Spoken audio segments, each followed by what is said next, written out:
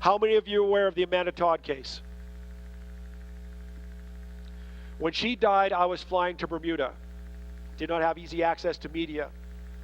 Day 5 in my trip to Bermuda, I was at an all-girls school, and I'd worked a lot with the girls, and I asked them, how many of you are aware of the Amanda? Every hand went up. So in 5 days, this story went global. And so I told the girls, I will do what I can to meet with her parents to bring her story to the screen. Not what the media says, because the media can mix things up every once in a while, but to see what her parents, and they thought that would be a great idea. But how am I going to do this? They live in Vancouver, I live in Calgary. Would they want to talk to anybody about their daughter? Would they want anybody talking about their daughter?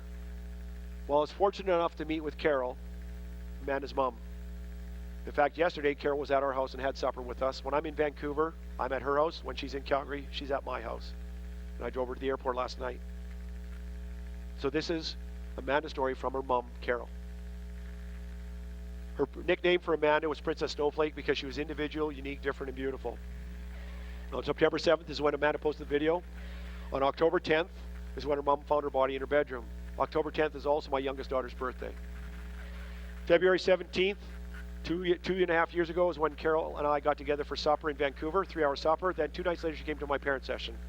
After my parent session, I drove her home. I went into her house. I saw the shrine that she built up in her dining room for Amanda. I sat down. We had a tea. I went through her computer, pulled off some pictures. These are the things that Amanda loved.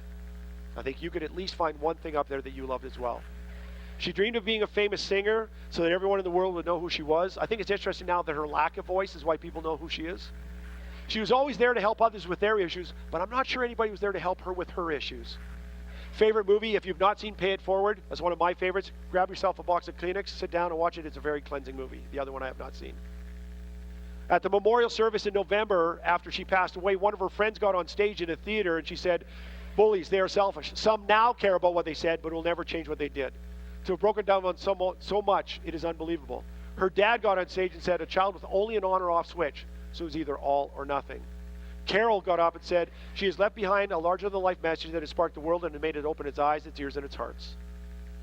I asked Carol, I said, what's the first thing that sent Amanda down this path? And she said it was an online predator who convinced her to flash. She did. He took a screenshot. He said, do it again or I'll send it viral. Now, I'm taking it one incident. This happened over a long period of time, but that's where it started.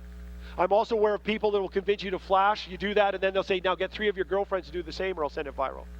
How do you convince 3 people to make the same mistake that you made? There's also people out there called cappers. What they do is they search the internet looking for these images, and then when they find an image that they can attach your face to it, they blackmail you. If this happens to you, you need to let an adult know. Send me an email. I don't care. Contact me. Let your principal know. Let a teacher know. Your aunt and uncle, grandma, mom, dad. I don't care, but you got to let somebody know. You cannot allow somebody to do this to you. These are some of the pictures that I was able to pull off.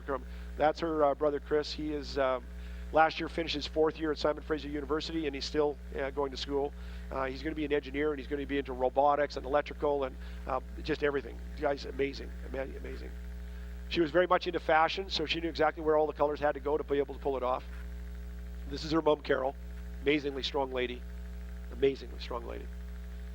When I drove her home Tuesday night after the parent session, I drove her to the cul-de-sac, and I knew exactly, by seeing this tree with Christmas lights on it, that that's where she lived. See, one of the things you don't know about Amanda is her favorite time of year was Christmas time. And she loved it when every house in the cul-de-sac was lit up with Christmas lights. So as soon as I saw that, I knew that that was her house. So I want you to think, what if you've been hammering on somebody over and over and over? Then on Friday, just unleash on them. Come back to school next Monday, you find out they died of suicide. Then you find out they left a note. Then you find out your name is in the note. You go to jail for a long time. You have to be aware of the power of your words. If you don't have something nice to say, simply don't say it. Look through the eyes of love and acceptance, not hatred and judgment. Be neutral and positive. Don't go to the negative. You need to understand that we all have feelings. We have good days, we have bad days, we have more good days, and welcome to life. But if you die of suicide, what do you do with people left behind you? Mums and dads, grandmas, grandpas, aunts and uncles, brothers, sisters, classmates, community.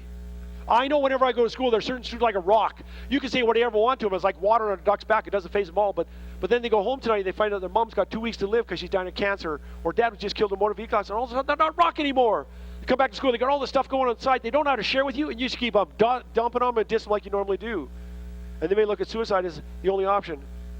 Suicide is a long-term solution to a short-term problem. Like I said, we have good days, we have bad days. You don't know who's having what. And that's why you must create this school as a safe place for everybody, because you do not know where people are at in their lives. I was at a conference in Vancouver, and I got to meet a mom who lost her son at 13 years of age. This is a note she wrote to reach out to you from a mother's perspective. January 25th, 1990, the day the bomb dropped and life changed forever. I will never be the same. Since that day, I've wondered if it was something I said or could have prevented Greg from taking his life. Now, 25 years later, I know it was Greg's decision. I'm left behind to pick up the pieces. The fun-loving person I was died that day with him. There's a sadness I live with. I miss Greg every day and the bright future that could have been, his spouse, children, career, and growing old with him. I was at this conference. I got to meet a lot of people. One of them was a First Nations elder, and he interviews people who acted on their suicidal thoughts and survived. He said he talked to a guy who saw the bullet coming out of the gun in slow motion. He talked to a girl that jumped off the Lions Gate Bridge, and that's a long fall in Vancouver. A lot of people don't survive that. He said regardless of who he talks to, when they pass the point of no return, where they cannot undo what it is they did, he said what goes through their mind is, oh my God, please help me. Oh my God, please help me. He said nobody wants to die. Another professor that was there made a very strong statement, and that is suicide is murder by hate. Now, we know that mental illness is attached to suicide, but if every school I went to, everybody was neutral and positive after that day, everybody looked through the eyes of love and acceptance, our suicide rates would plummet, because we'd only have to worry about the ones that are attached to mental illness, because there would be none done as a result of hatred. I want you to raise your hand if you know somebody who's had thoughts of suicide, acted on their suicidal thoughts, or somebody who has died of suicide. Go. Look around. So you guys are talking about it. I'm just giving you permission to talk to an adult about it. That's 80 or 90% of the hands that go up at every school I go to. So you're talking about it. I'm giving you permission to talk to an adult about it.